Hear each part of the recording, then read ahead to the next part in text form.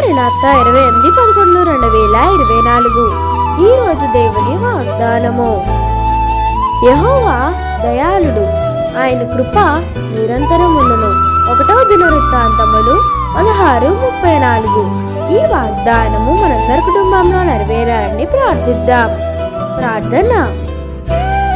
దేవా, మీకు వందనములు. మాకు ఈ వాగ్దానము దయచేసినందుకు మీకు స్తోత్రములు. మా పనుల ఇందును రాకపోకల ఇందును మాకు తోడా ఇందుము.